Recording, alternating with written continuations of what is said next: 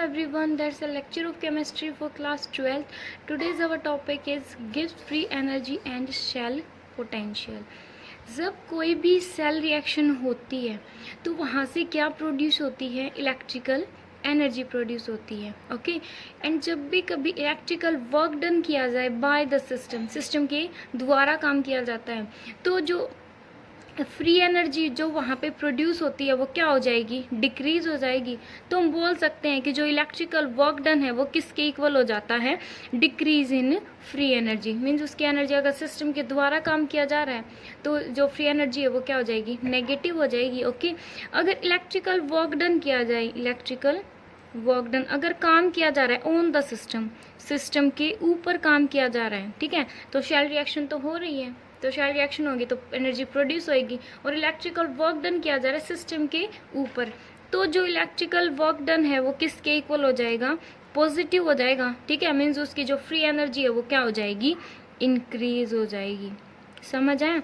तो जो change in free energy होगा, जो चेंज इन फ्री एनर्जी जिसको आप बोलते हो गिब्स फ्री एनर्जी, क्या बोलते हैं? गिब्स फ्री एनर्जी, वो नेगेटिव होएगी. किस केस में? जब इलेक्ट्रिकल वर्क डन होगा bye the system.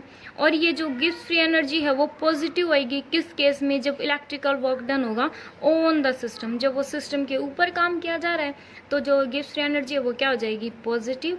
And by the system is negative. ठीक है, तो जो इलेक्ट्रिकल वर्क डन है in general, electrical work done is equal to electrical energy produce. किसके इक्वल हो जाएगा? जितनी इलेक्ट्रिकल एनर्जी प्रोड्यूस होती है ड्यूरिंग शेल रिएक्शन. ओके, और ये किसके इक्वल होता है? ये इक्वल होता है क्वांटिटी ऑफ, किसके इक्वल होएगा? Quantity of electricity flowing. जितनी इलेक्ट्रिसिटी हमने मीन्स उस शेल के अंदर फ्लो हो रही है, ठीक है, मल्टीप्लाई उसका ईएमएफ. ठीक है, कैथोडिक हाफ सेल जो एनोड हाफ सेल है उसका जो ईएमएफ है उनका, ठीक है, उसके इक्वल मल्टीप्लाई जितनी इलेक्ट्रिसिटी उसमें से फ्लो हो रही है. ठीक है, अगर फॉर 1 मोल ऑफ इलेक्ट्रॉन, अगर ये हमारा क्या है, मान लो ये हमारा एनोड है, ठीक है, जिसमें ऑक्सीडेशन हो रहा है, ये कैथोड है. अगर 1 मोल ऑफ इलेक्ट्रॉन ट्रांसफर हो रहे हैं कैथोड की साइड, ठीक है, तो जो क्वांटिटी ऑफ इलेक्ट्रिसिटी फ्लो हो रही है हम उसको बोलेंगे 1 फैराडे. ठीक है, 1 मोल ऑफ इलेक्ट्रॉन ट्रांसफर हो रहे हैं एक शेल से दूसरी शेल में, तो मैंने मान लिया कितनी इलेक्ट्रिसिटी पास हो रही है? 1 फैराडे इलेक्ट्रिसिटी पास हो रही है. अगर n मोल इलेक्ट्रॉन फ्लो हो, ठीक है, जनरली बात कर रहे हैं ना, तो अगर n mole of electron flow हो एक एनोड से कैथोड की तरफ तो क्या हो जाएगा? n Faraday. तो कितनी इलेक्ट्रिसिटी फ्लो होएगी? n फैराडे के इक्वल. ठीक है, तो जो इलेक्ट्रिकल वर्क डन है, इलेक्ट्रिकल वर्क डन है वो किसके इक्वल हो जाएगा? NFE of cell. ठीक है, किसके इक्वल हो जाएगा? जितनी क्वांटिटी ऑफ इलेक्ट्रिसिटी पास हो रही है, ओके, मल्टीप्लाई उसके EMF ऑफ द शेल के इक्वल हो जाएगा. ठीक है, और हम मान के चल रहे कि जो वर्क डन है वो सिस्टम के द्वारा किया जा रहा है. ठीक है, तो क्या हो जाएगा? डेल जी क्या होता है? Gibbs free energy. Change in Gibbs free energy is equal to NFE nought cell. अब हमें ई नोट शेल की जो EMF ऑफ द शेल है उसकी वैल्यू फाइंड आउट करनी है. तो वो क्या होगी? आपको पता है कि जो ई नोट शेल है, जब ऑक्सीडेशन हाफ सेल और जो रिडक्शन हाफ सेल है वो इक्विलिब्रियम स्टेज में आ जाती है, तो जो EMF ऑफ द शेल है हम कैसे निकालते हैं? RT/NF logarithm of KC. Okay, तो ये वैल्यू अगर हम यहाँ पे पुट करते हैं तो क्या आ जाएगा? Del G is equal to G nought RT/NF logarithm KC. NF से NF कैंसिल हो गया तो क्या हो जाएगा? Del G nought, negative sign यहाँ पे, RT लॉगरिथम ऑफ KC, ये वैल्यू आ जाएगी. ठीक है, डेल जी अगर हमें EMF ऑफ द शेल पता है तो जो लॉगरिथम KC है उसकी वैल्यू हम फाइंड आउट कर सकते हैं, जो EMF ऑफ द शेल है वो फाइंड आउट कर सकते हैं. ओके, हमें ये क्वेश्चन दे रखा है, इसे जो कि एनर्जी है उसी पे बेस्ड एक न्यूमेरिकल है।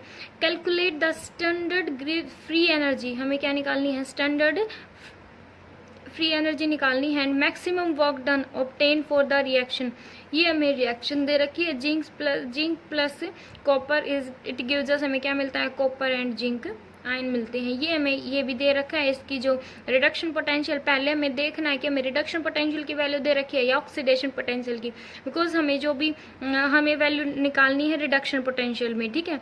तो ये क्या है, रिडक्शन ही हो रखा है, 2 पॉजिटिव टू 0, और ये भी क्या रिडक्शन मीन्स हमें कोई चेंज करने की ज़रूरत नहीं है। अगर ऑक्सीडेशन पोटेंशियल दे रखा हो तो हम उसको रिडक्शन पोटेंशियल माइनस कर देंगे जस्ट उसका, ठीक है। तो ये निकालने हमें, तो इसके लिए हम क्या करेंगे, पहले हमें एक जो शेल रिएक्शन है वो लिखेंगे। शेल रिएक्शन क्या होता है, जिसमें कोई भी आयंस नहीं होता, ठीक है। शेल रिएक्शन क्या होगी, Zn जो कि सॉलिड फॉर्म में है, ठीक है, Zn2 प्लस बीच में साल्ट ब्रिज, कॉपर 2 पॉजिटिव, और इसकी जो कंसंट्रेशन स्टैंडर्ड है सब कुछ, 1 मोलर कंसंट्रेशन, इसकी भी 1 मोलर कंसंट्रेशन, और Cu ये सॉलिड फॉर्म में है, ठीक है। तो हमें ई नोट ऑफ द शेल निकालना है, तो क्या हो जाएगा, ई कैथोड माइनस के ई एनोड, ओके। ई कैथोड क्या हो जाएगा, कि कितनी वैल्यू दे रखी है, 0. कैथोड पे कौन सी रिएक्शन होती है, कॉपर वाली रिएक्शन होगी, 0.34 माइनस 0.76, वैल्यू कितनी आ जाती है, 1.10 वोल्ट, ठीक है। ये हमने निकाल लिया ई नोट ऑफ द शेल, ईएमएफ ऑफ द शेल निकाल लिया। इस रिएक्शन से हमें पता चल रहा है कि जो 2 पॉजिटिव आयंस यहाँ पे जितने ये आयंस और ये जो कॉपर आयन है, जिंक आयन है, इतने इलेक्ट्रॉन्स ने ल्यूज किए होंगे, मीन्स जिंक ने कितने इलेक्ट्रॉन्स को ल्यूज किया होगा, 2 इलेक्ट्रॉन्स को ल्यूज किया होगा, और कॉपर ने कितने इलेक्ट्रॉन्स को गेन किया होगा, 2 इलेक्ट्रॉन्स को, तब उसका रिडक्शन हुआ है। तो एन की वैल्यू क्या होगी, यहाँ से 2 हो जाएगी, ये तो आप डायरेक्ट भी निकाल सकते हो, ओके। नेक्स्ट क्या है, डेल जी नोट किसके इक्वल होता है, -NF E note of the cell, N की वैल्यू क्या है, -2 मल्टीप्लाई एफ 1 फैराड किसके इक्वल होता है, गिवन भी है 96,500 मल्टीप्लाई जो ईएमएफ ऑफ द शेल है उसकी वैल्यू कितनी आई है, 1.10 वोल्ट आई है, ठीक है। अगर इसको सभी को मिला के अगर मल्टीप्लाई करें तो वैल्यू आ जाती है 300 CV वोल्ट, ये वैल्यू आ जाती है इसकी, ओके। अगर किलो जूल में कन्वर्ट करो तो आगे आ जाएगी इसकी 0.3 किलो जूल। अगर आप यहाँ तक भी छोड़ देते हो तो डजेंट मैटर, इसका मीन्स वैल्यू है वो करेक्ट ही मानी जाएगी, ठीक है। फिर नेक्स्ट हमें निकालना है, calculate the equilibrium constant for the reaction, हमें इक्विलिब्रियम कांस्टेंट निकालना है। तो इक्विलिब्रियम कांस्टेंट कैसे निकालेंगे, del G nought is equal to -RT logarithm KC, यही होता है ना। तो हमें डेल जी की वैल्यू आई गई, कितनी वैल्यू आई है,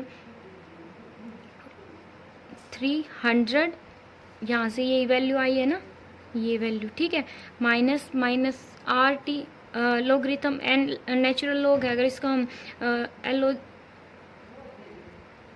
अगर हम इसको नेचुरल लॉग में कन्वर्ट करेंगे तो क्या हो जाएगा, लोगरिथम ऑफ बेस 10 के 2.303 आ जाएगा, यहाँ पे 2.303 ये आ जाएगा, ठीक है। RT लोगरिथम ऑफ KC, तो -2.303 जो R की वैल्यू होगी हम स्टैंडर्ड लेंगे 8.314 मल्टीप्लाई जो टेम्परेचर है वो भी क्यों स्टैंडर्ड बातें चल रही है ना यहाँ पे, वो हो जाएगा 298 केल्विन और मल्टीप्लाई लोगरिथम ऑफ KC, ठीक है। अगर यहाँ पे इसकी वैल्यू दे रखी है तो लोगरिथम ऑफ KC किसके इक्वल हो जाएगा, इसके by 300 by negative two negative cancel out हो जाएगा, 2.303 मल्टीप्लाई 8.314 मल्टीप्लाई 298, इसकी वैल्यू आ जाती है 37.2074। तो KC इक्वल टू अगर हम इसका एंट्री लॉग लेंगे तो वैल्यू आ जाएगी, एंट्री लॉग से वैल्यू आ जाएगी 1.6 × 10⁻37 ये आ जाएगी। मीन्स अगर हमें गिव्स फ्री एनर्जी की वैल्यू पता है तो हम नेचुरल जो इक्विलिब्रियम कांस्टेंट है उसकी वैल्यू फाइंड आउट कर सकते हैं, ओके। और नेक्स्ट टॉपिक है सम कमर्शियल शेल, कि जो भी शेल होते हैं ना, जैसे जो भी उसमें हमारे रिमोट में डलते हैं, बैटरी में डलते हैं, तो ये जो शेल होते हैं, जो भी स्पॉन्टेनियस रिडॉक्स रिएक्शन होती हैं, उनमें भी हम शेल का, इलेक्ट्रोकेमिकल शेल का यूज़ करते हैं। लेकिन जो इलेक्ट्रोकेमिकल शेल हैं, जैसे कि जो इलेक्ट्रोकेमिकल सेल है, जैसे कि अगर हम यूज़ करें साल्ट ब्रिज का, तो ये हम कमर्शियल पर्पज़ के लिए यूज़ नहीं कर सकते। क्यों? बिकॉज जो साल्ट ब्रिज है उसका जो इंटरनल रेजिस्टेंस होता है वो बहुत ज़्यादा हाई होता है। अगर हमने उसमें से इलेक्ट्रिसिटी पास करी ना, बिकॉज अगर रिडॉक्स रिएक्शन होगी तो अगर ज़्यादा इलेक्ट्रिक एनर्जी प्रोड्यूस हो गई वहाँ से, तो जो वोल्टेज है वो ड्रॉप हो जाएगी, ठीक है, जिसकी वजह से वहाँ से करंट फ्लो नहीं होएगा, ठीक है। तो इसके लिए जो इलेक्ट्रोकेमिकल शेल्स हैं उसको हम यूज़ नहीं कर सकते कमर्शियल पर्पज़ के लिए, ठीक है। तो कुछ जो कमर्शियल सेल हैं जिनका हम यूज़ करेंगे वो कौन सी होती है, अगर तो इसके लिए हम क्या करेंगे, हम नंबर ऑफ, अब हम बहुत सारी शेल्स को सीरीज़ में कन्वर्ट कर दें, हम नंबर ऑफ शेल्स को कनेक्ट कर देंगे, किसके अंदर, सीरीज में कनेक्ट कर देंगे, तो उसको हम बोलते हैं बैटरी, ठीक है, हम उसको क्या बोलते हैं, बैटरी, ओके। कुछ कमर्शियल शेल्स हैं वो कौन सी होती हैं, कि हम क्या बताया मैंने कि जो नंबर ऑफ बहुत सारी शेल्स को अगर हमने सीरीज़ में कनेक्ट कर दिया तो वो क्या क्या बोली जाएगी, वो एक बैटरी बन जाएगी, ठीक है। जो हम इसमें डालते हैं, क्या नाम, जैसे इन्वर्टर में होती हैं बैटरीज, ओके। तो जो कमर्शियल पर्पज़ के लिए जो शेल यूज़ की जाती हैं वो होती हैं primary cell, second is secondary cell and third is fuel cell. जो प्राइमरी शेल होती है वो क्या होती है, उसमें जो रिडॉक्स रिएक्शन होएंगी ना, कुछ ये शेल हैं तो इनमें रिडॉक्स रिएक्शन तो ऑब्वियसली होएगी। तो जो ये प्राइमरी शेल है इनमें जो रिडॉक्स रिएक्शन होएगी वो केवल एक बार होएगी, क्या होगी, जो प्राइमरी शेल हैं, रिडॉक्स रिएक्शन ओनली वंस, एक बार होंगी रिडॉक्स रिएक्शन, इसके बाद जो शेल है वो डेड हो जाएगी और उसके बाद हम उस शेल को यूज़ नहीं कर सकते। जैसे कि हम रिमोट वाले जो शेल होते हैं उस वो एक बार रिडॉक्स रिएक्शन होती है उसके बाद वो डेड हो जाते हैं, हम उसको चार्ज नहीं कर सकते ना, तो वो होती है प्राइमरी शेल, ओके। इसके 2 एग्जाम्पल हैं, ड्राई शेल या फिर मरकरी शेल, जो हम आगे पढ़ेंगे, okay. Next is secondary cell. Secondary cell क्या होती हैं, जिनको हम एक बार यूज़ करने के बाद दोबारा हम इसको चार्ज करेंगे, उसको फिर से हम उसको यूज़ कर सकते हैं, जिसका मीन्स ऐसी शेल जिसको हम रिचार्ज कर सकते हैं by passing electric current. Electric current की हेल्प से हम उसको क्या करेंगे, रिचार्ज करेंगे, ठीक है, और वो बाद में हम उसको यूज़ कर सकते हैं जब हमें ज़रूरत होती है। इसका एग्जाम्पल होता है लेड स्टोरेज बैटरी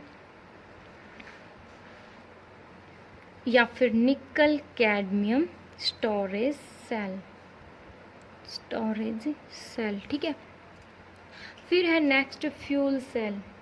जो फ्यूल सेल है वो क्या होती है, फ्यूल सेल वो होती है जिसका हम यूज़ करते हैं एनर्जी, जो भी सेल के अंदर रिएक्शंस होती हैं उसमें क्या होती है, एनर्जी प्रोड्यूस होती है, तो उस जो एनर्जी प्रोड्यूस होती है उसका हम यूज़ करते हैं इलेक्ट्रिक एनर्जी में कन्वर्ट करने के लिए, ठीक है। वो एनर्जी किस में कन्वर्ट करने के लिए, उस एनर्जी को इलेक्ट्रिकल एनर्जी में कन्वर्ट करने के लिए। कब होएगी ये एनर्जी, कैसे प्रोड्यूस होगी, जब जो कंबशन होएगा, किसका, जब क्या होगा, कंबशन होएगा हाइड्रोजन का, कार्बन मोनोऑक्साइड का या फिर CH4 का। एनर्जी क्या कहाँ से प्रोड्यूस होती है, जब ये जो फ्यूल्स हैं, जब जो ये फ्यूल्स है ना, हाइड्रोजन, कार्बन मोनोऑक्साइड या मीथेन गैस, जब ये इनका कंबशन होएगा तो एनर्जी प्रोड्यूस होएगी, उस एनर्जी का हम यूज़ करेंगे इलेक्ट्रिक एनर्जी में कन्वर्ट करने के लिए, ठीक है। ये होती हैं फ्यूल सेल, ओके। अब फर्स्टली हम जो प्राइमरी शेल है हम उसको डिटेल में पढ़ेंगे, प्राइमरी शेल। अब नेक्स्ट हम पढ़ेंगे primary cell and first is dry cell. हम पहले ड्राई सेल पढ़ेंगे फिर हम पढ़ेंगे मरकरी शेल। तो बच्चे जो ड्राई शेल है उसमें क्या है, हमारे पास क्या है, एक जिंक कंटेनर, ये एक जिंक का कंटेनर है, उसके ऊपर कार्डबोर्ड का कवर लगा हुआ है ताकि जो जिंक कंटेनर है वो एटमॉस्फेयर से प्रोटेक्ट हो सके, बच सके, ठीक है। बिकॉज जिंक क्या है, एक मेटल है, अगर वो एटमॉस्फेयर के कॉन्टैक्ट में आ गई तो वो उसके साथ मीन्स जो उसमें ऑक्सीजन गैस वगैरह प्रेजेंट है वो उसके साथ रिएक्ट कर जाएगा, ठीक है।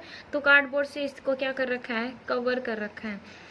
और जो ये अंदर है ये क्या है, ग्रेफाइट का इलेक्ट्रोड है, ठीक है, ग्रेफाइट का इलेक्ट्रोड है। ग्रेफाइट का ये एक एज ए कैथोड का काम कर रहा है, और जो जिंक है ये क्या कर रहा है, एज ए कैथोड का काम कर रहा है, ठीक है।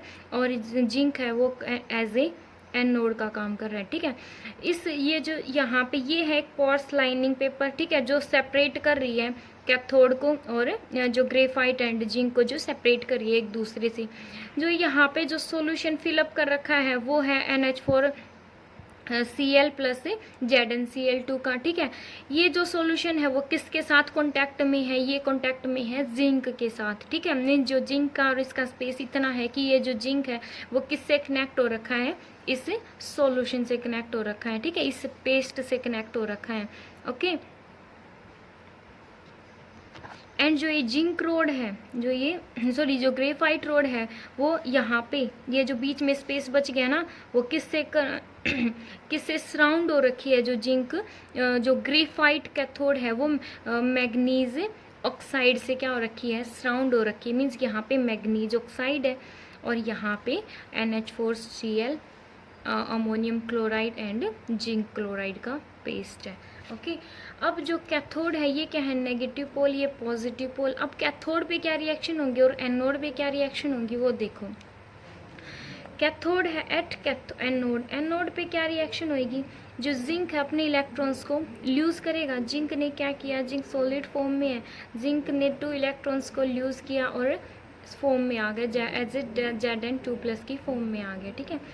अब है एट कैथोड, कैथोड पे क्या रिएक्शन होगी, कैथोड पे क्या है, जो MnO2 यहाँ पे क्या था, MnO2 से फिल सराउंड था ना कैथोड, तो MnO2 प्लस जो NH4Cl है ना ये किस फॉर्म में ब्रेक हो जाएगा, NH4 प्लस और Cl नेगेटिव की फॉर्म में। तो NH4 प्लस प्लस इसने क्या किए, जो 2 इलेक्ट्रॉन इसने लूज किए, इसने 2 इलेक्ट्रॉन्स को गेन कर लिया। तो क्या रिएक्शन हो जाएगी, यहाँ पे क्या बनेगा, MN2O3 बनेगा प्लस NH3 बनेगा प्लस वाटर फॉर्म होएगा, ओके। जो MnO2 है इसका क्या हो गया, जो मैग्नीज है इसका क्या हो गया, रिडक्शन हो गया, बिकॉज यहाँ पे था ये +4 ऑक्सीडेशन स्टेट में और यहाँ पे है ये +3 ऑक्सीडेशन स्टेट में। तो इसका क्या हुआ, रिडक्शन, और इसका क्या हो गया, ऑक्सीडेशन हो गया, ठीक है। तो जो NH3 है आप ये कभी नहीं मीन्स ये नहीं सोचना है कि जो NH3 है वो एस अमोनिया गैस की फॉर्म में वो बाहर निकल जाएगी, ऐसा नहीं होगा। जो NH3 है वो जिंक के साथ और जो क्लोरीन आयन है ना, ठीक है, यहाँ पे जो क्लोराइड आयन बच गए और जो ये जिंक आयन है इनके साथ रिएक्ट कर लेगी, ओके। जो अमोनिया गैस है, जो क्या है अमोनिया गैस है, वो क्या करेगी, जो जिंक आयन है प्लस में जो क्लोरीन आयन है उनके साथ रिएक्ट कर लेगी और एक कॉम्प्लेक्स फॉर्म करेगी। क्या फॉर्म करेगी, कॉम्प्लेक्स फॉर्म कर लेगी, जो क्या होगा Zn अमोनिया 2Cl2, ठीक है, ये कॉम्प्लेक्स फॉर्म कर लेगी। इसका नाम है डाईअमाइन डाईक्लोरो जिंक, ठीक है, ये फॉर्म कर लेगी। जो इसका जो ये शेल है, इसकी जो इस शेल की जो वोल्टेज है वो किस रेंज की होगी, वो रेंज की होगी 1.25 वोल्ट टू 1.50 वोल्ट की होगी। इसका लाइफ टाइम है बहुत शॉर्ट होगा, आफ्टर सम टाइम ये क्या हो जाएगी, डेड हो जाएगी। सेकंड है हमारे पास मरकरी सेल, मरकरी शेल, ठीक है। मरकरी शेल में क्या होगा, अब जो मरकरी शेल है उसकी डिज़ाइनिंग होती है ऐसे। जो मरकरी शेल है वो भी लाइक ड्राई शेल की तरह ही होती है, ठीक है। ये उसके प्राइमरी शेल की सेकंड टाइप है। इसको हम कहाँ पे यूज़ करते हैं, इसको भी हम वॉच में भी यूज़ करते हैं, जो हियरिंग एड्स है लाइक ईयरफोन, इनमें भी हम इसका यूज़ करते हैं।